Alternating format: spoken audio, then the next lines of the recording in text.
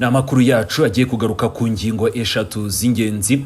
Ngubwo ndaza kubwira ko AFCM 23 yireguye kuri FRDC yayishinje kwica abaturage 10 mu bice bya Rucuru. Gusa sayo makuru gusa nza kukubwira ndakubwira ko abasesenguzi bi Washington barabona ko Rwanda rutazakomeza kwikorera umutwaro wa Repubulika Iharanira Demokarasi ya Congo rwonyine. Ndaza no kukubwira ko umuherwe wari inshuti ikomeye cyane yandayishimiye ari mu mazi abira azira AFCM 23 n'igihugu cy'u Rwanda. Reba hasi handitse subscribe 5/5 reka mere kuri aba basesenguzi bi Washington. N'abasesenguzi bakomeje gukurikirana cyane ibibazo by'umutekano muri Afrika, bakomeje no kugira ijambo rikomeye cyane kandi mu buyobozi bwa President Donald Trump. Abo barimo uwitwa Karr ndetse na Yale baravuga ko Leta Zunze Ubumwe za Amerika zikwiriye gutangira gushyira igitutu kuri leta ya President Felix Antoine Tshisekedi Chirombo niba zishaka ko amasezerano y'amahoro yasinyiwe Washington hagati y'u Rwanda na Repubulika Iharanira Demokarasi ya Congo kagira agaciro cyangwa se kagira icyo ageraho. Ni mu nyandiko yasohotse mu kinyamakuru Newsweek ni mu mpera z'icyumweru gishize. Abasesenguzi bakavuga ko Washington imaze igihe ishyira igitutu kuri Kigali gusa nyamara na Kinshasa ikomeje kudashyira mu bikorwa inshingano zayo zikubiye muri ayo masezerano ya Washington. Bakagaragaza ko amasezerano yasinywe hagati y'u Rwanda na Repubulika Iharanira Demokarasi ya Congo kateganya ko impande zombi zigira inshingano zigomba kubahiriza. U Rwanda rugomba gukuraho ingamba z'ubwirinzi rwafashe, ni mu gihe Kinshasa isabwa kurwanya gusenya burundu umutwe wa FDLR umaze imyaka myinshi uvugwaho kugirana umubano n'ubutegetsi bwa Congo nk'uko u Rwanda rubivuga inshuro nyinshi. Aba basesenguzi bakavuga ko ikibazo kiri muri Amerika kuri ubu ngubu ngo birasa naho iki gihugu gishyira igitutu ku ruhande rumwe gusa, ibintu bavuga ko bishobora guhubanganya ikizere cyari cyaratangiye kubakwa muri aya masezerano. Ni mu magambo yabo bakavuga ko kutagira igitutu gihagije kuri Kinshasa ngo bishobora gutesha agaciro uburyo bwose Washington yashyizeho bwatuma aya masezerano yubahirizwa. Karr na Ford bakavuga ko nyuma y'amezi menshi aya masezerano asinywe ngo nta bimenyetso bihagije bigaragaza ko ubutegetsi bwa Congo bwatangiye ibikorwa bifatika byo gusenya FDLR cyangwa se guhagarika ubufasha uwo mutwe uvugwaho guhabwa n'inzego zimwe na zimwe za leta ya Repubulika Iharanira Demokarasi ya Congo. Bavuga ko niba Washington idashaka ko ibintu bikomeza kugorana ngikwiriye no gutangira gutekereza ku gufatira ibihano ubutegetsi bwa Kinshasa. Bavuga ko niba Washington ishaka amahoro arambye mu burasirazuba bwa Congo kigomba kwereka impande zombi ko kutubahiriza amasezerano ko bifite ingaruka aho kwibanda gusa ku ruhande rumwe rwonyine rw'igihugu cy'u Rwanda cyangwa se ma 23. Amasezerano ya Washington nkibutsa ko yashyizweho nk'inzira yo kugabanya ubushyamirane hagati ya Kigali na Kinshasa no gushaka umuti urambye w'ikibazo cy'umutekano muke umaze imyaka myinshi mu burasirazuba bwa Repubulika Iharanira Demokarasi ya Congo. Ni mu ngingo z'ingenzi zikubiye muri ayo masezerano harimo kurandura umutwe wa FDLR, guhagarika ubufasha buhabwa imitwe yitwaje intwaro no guteza imbere ubufatanye bw'ibihugu hagati y'ibihugu byombi hamwe no korohereza ishoramari ry'Abanyamerika muri aka karere. Icyakora cyo nubwo aya masezerano yashimwe nk'intambwe ikomeye muri diplomasi ya Amerika muri Afrika, bamwe mu basesenguzi bakavuga ko ishyirwa mu bikorwa ryayo ko rikomeje kugenda bigura intege. Bagaragaza ko ibi biterwa ahanini no kutizerana hagati y'impande zombi ndetse nuko buri ruhande rukomeje gushinja urundi kudasoza ibyo rwiyemeje. Ndakomereza ku ihuriro AFCM 23 ryahakanye ryivuye inyuma ibirego by'ingabo za leta ya Repubulika Iharanira Demokarasi ya Congo na FRDC yari yashinje umutwe wa 23 kwica abaturage 10 mu gace ka Kiseguru ni muri teritwari ya Rucuru mu ntara ya Kivu y'Amajyaruguru.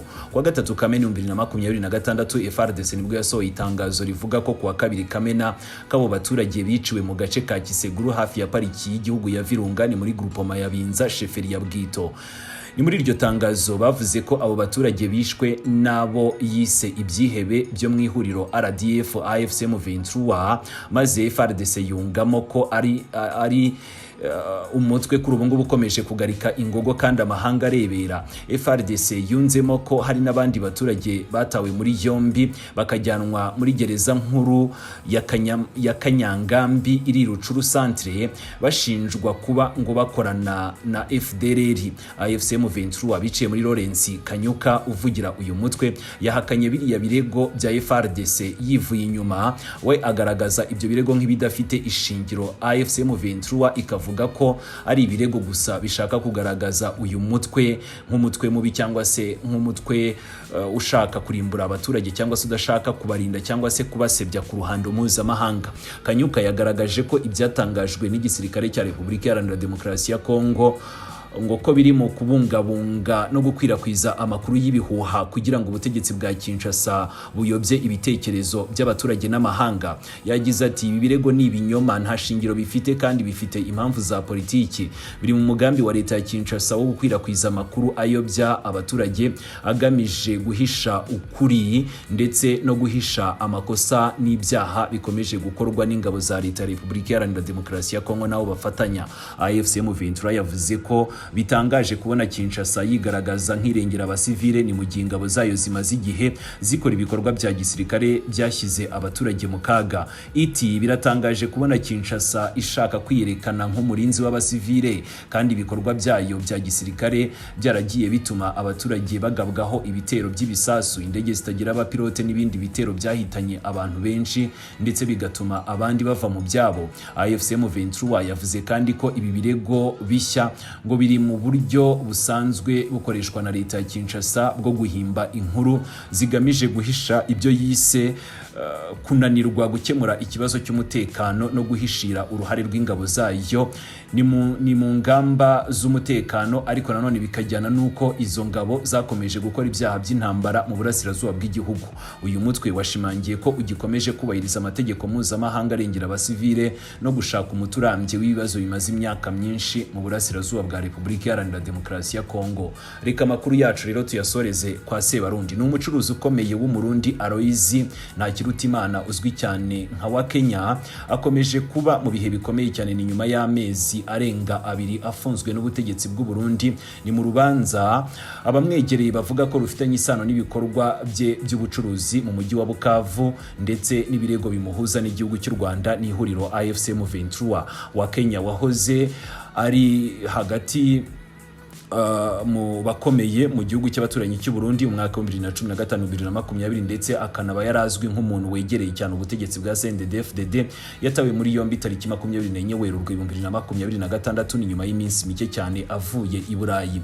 Kuva icyo gihe afungiwe muri gereza ya Mpimba i Bujumbura. Nk'uko amakuru yatangajwe n'umuryango Fokode abivuga, wa Kenya aherutse gusubizwa muri gereza ya Mpimba avanywe mu bitaro bya gisirikare bya Kamenge aho yarakurikiranyweho ibyo byaha bitandukanye bamushinja, ni naho yarari mavurirwa na cyane ko arembye bikomeye. Ayo makuru avuga ko yararembye, ariko nanone inzego z'umutekano zikamutegeka gusubira muri gereza nubwo abaganga bagaragaje impungenge ku buzima bwe.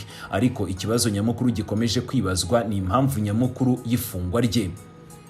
Abamwegereye bavuga ko ibibazo bye byatangiye nyuma yo kuvugwaho gushora imari cyangwa se kugura uruganda rw'inzoga zisembuye rw'Ibukavu. Ni mu gihe uwo mujyi uri mu maboko cyangwa se ugenzurwa n'ihuriro AFC M23 ni nyuma yo kuwufata muri Gashyantare 2025.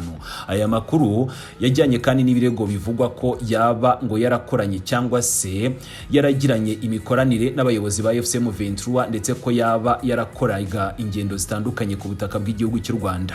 Nubwo nta bimenyetso cyangwa se imyanzuro y'urukiko byigeze bishyirwa ahagaragara ku mugaragaro, abo muryango we n'inshuti ze bakavuga ko ibyo byose bijyana nuko nyine azira gusa kuba ahuzwa n'u Rwanda cyangwa se agahuzwa na M23. Umwe mu bantu begereye umuryango wa Kenya wavuganye na Fokode yavuze ko ibi birego ngo bijyana no kumushinja kuba ngo yaragiye inshuro zose agirana umubano mwiza n'uruhande rwa M23 nga ku buryo byageze naho yemera kugura urwo ruganda rubarizwa ku butaka M23 igenzura. Umwe mu bantu be kandi akaba yakomeje avuga ko ibirego biri kumushinjwa ngo biratangaje urebye uburyo yari afitanye umubano wa hafi n'abayobozi bakomeye b'u Burundi by'umwihariko Perezida Evariste Ndayishimiye. Uwo yagize ati ibirimo kuba kuri wa Kenya bikwiriye kubera abandi somo kandi bikwiriye kubera benshi urugero babarizwa muri CNDD-FDD.